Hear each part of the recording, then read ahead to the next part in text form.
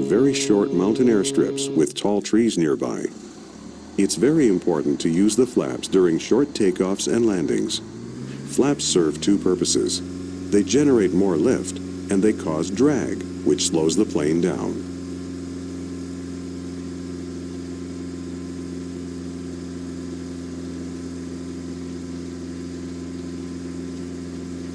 Pull back now to lift off.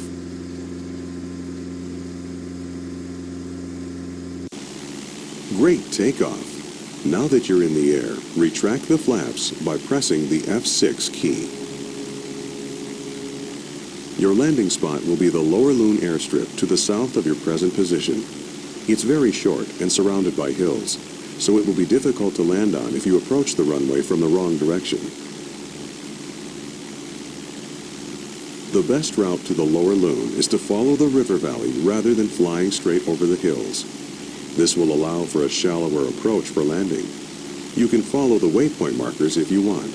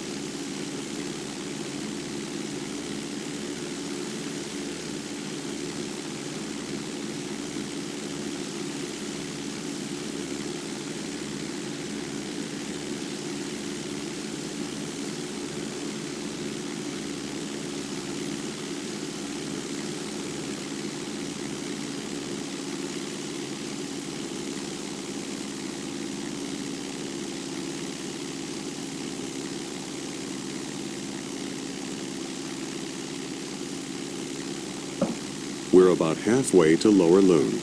This might be a good time to go over some bush flying tips. In real bush flying, you should always overfly the runway before landing to check the runway condition and to look for obstacles which could contribute to an unsafe landing. Even in Flight Simulator, it's a good idea to inspect a landing site before committing. Many of the mountain strips in this area are one-way in, one-way out approaches, and you only get one chance at the landing with no possibility of a go-around. If you need to turn around within the confines of a valley or a canyon, you can perform a canyon turn by slowing the aircraft down and dropping the flaps. With this technique, you can minimize your turn radius as long as you keep the power up and stay above stall speed.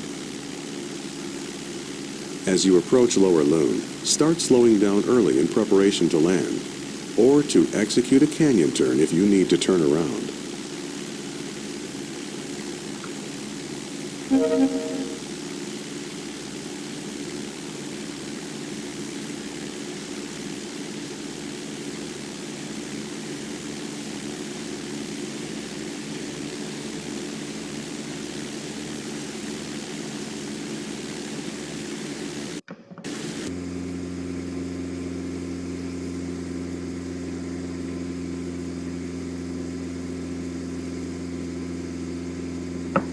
At more than 60 knots, you might not be able to stop before you reach the trees at the end of the runway. Go around and try it again.